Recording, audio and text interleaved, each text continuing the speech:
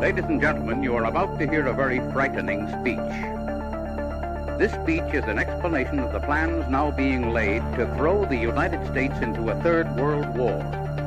It was made a short time ago before a large group in the congressional room of the Willard Hotel in Washington, D.C.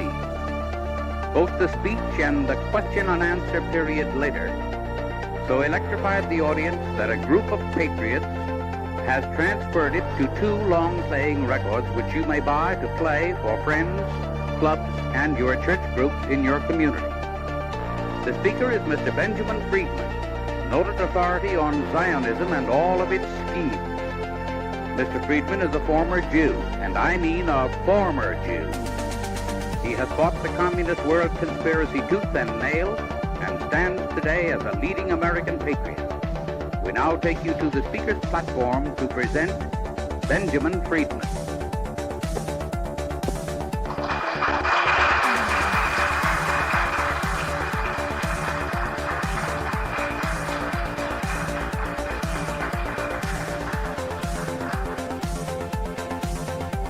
What I intend to tell you tonight is something that you have never been able to learn from any other source.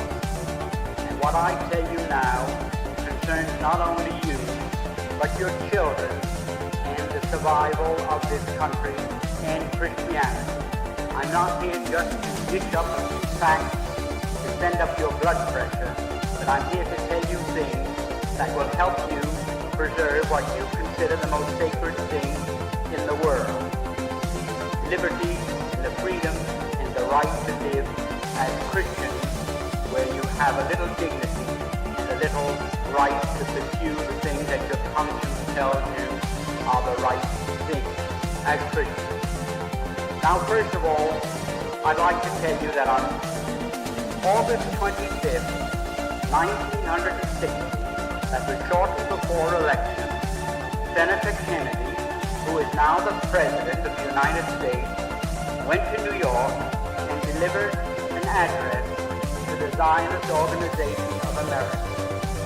In that address, to reduce it to its briefest form, he stated that he would use the armed forces of the United States to preserve the existence of the regime set up in Palestine by the Zionists, who are now in occupation of that area.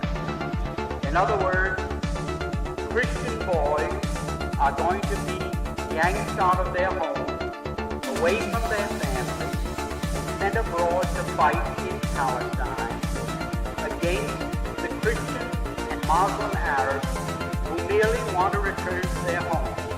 And these Christian boys are going to be asked to shoot to kill these innocent people who only want to follow out 15 resolutions passed by United Nations in the last 12 years, calling upon the Zionists to allow these people to return to their homes.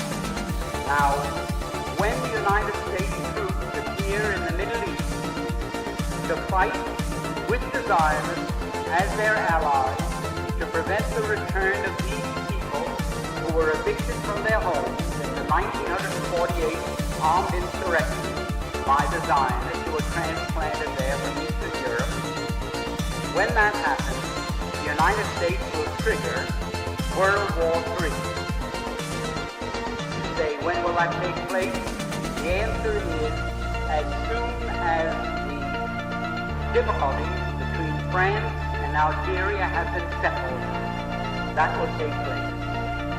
As soon as France and Algeria have settled their difficulties and the Arab world or the Muslim world have no more war on their hands with France, they are going to move these people back into their homes. And when they do that, and President Kennedy sends your sons to fight over there to help the crooks hold on to what they stole from innocent men, women, and children, we will trigger World War III. And when that starts, you can be sure we cannot emerge from that war a victor. We are going to lose that war because there is not one nation in the world that will let one of their sons fight with us for such a cause.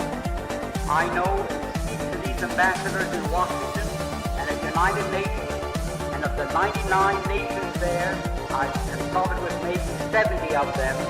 And when we go to war in Palestine to help the thieves retain possession of what they have stolen from these innocent people, we're not going to have a man there to fight with us as our allies. And who will these people have supporting them, you ask? Well, 4 days after President Kennedy, or he was then Senator Kennedy, made that statement, on August 28, 1960, the Arab nations called a meeting in Lebanon, and there they decided to resurrect or reactivate the government of Palestine, which has been dormant more or less since the 1948 armed insurrection by the Zionists. Not alone that, they ordered the creation of a Palestinian army, and there are now drilling maybe 500,000 soldiers in that area of the world to lead these people back to their homes. With them, they have as their allies all the nations of what is termed the Bandung Conference group. That includes the Soviet Union and every Soviet Union satellite. It includes Red China. It includes every independent country in Asia and Africa, or 80% of the world's total population. 80% of the world's population, 4 out of 5 human beings on the face of the earth, will be our enemies at war with us. Not alone are they 4 out of 5 human beings now on the face of this earth, but they are the non-Christian population of the world, and they are the non-Caucasian, the non-white nations of the world. And that's what we face. And what is the reason? The reason is that here in the United States, the Zionists and their co-religionists have complete control of our government. For many reasons, too many and too complex to go in here. At this time, I'll be glad to answer questions, however, to support that statement. The Zionists and their co-religionists rule this United States as though they were the absolute monarchs of this country. Now you say, well, that's a very broad statement to make, but let me show what happened while you were... I don't want to wear that out. Let me show you what happened while we were all asleep. I'm including myself with you. We were all asleep. What happened? World War I broke out in the summer of 1914. 1914 was the year in which World War I broke out. There are a few people here my age who remember that. Now, that war was waged on one side by Great Britain, France, and Russia, and on the other side by Germany, Austria-Hungary, and Turkey. What happened? Within 2 years, Germany had won that war. Not alone won it nominally, but won it actually. The German submarines, which were a surprise to the world, had swept all the convoys from the Atlantic Ocean, and Great Britain stood there without ammunition for her soldiers, stood there with 1 week's food supply facing her, and after that, starvation. At that time, the French army had mutinied. They lost 600,000 of the flower of the French youth in the defense of Verdun on the Somme. The Russian army was defecting. They were picking up their toys and going home. They didn't want to play war anymore. They didn't like the Tsar. And the Italian army had collapsed. Now, Germany, not a shot had been fired on the German soil. Not an enemy soldier had crossed the border into Germany. And yet, here was Germany offering England peace terms. They offered England a negotiated peace on what the lawyers call a status quo ante basis.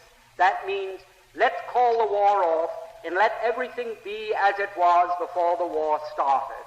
Well, England in the summer of 1916 was considering that seriously. They had no choice. It was either accepting this negotiated peace that Germany was magnanimously offering them or going on with the war and being totally defeated.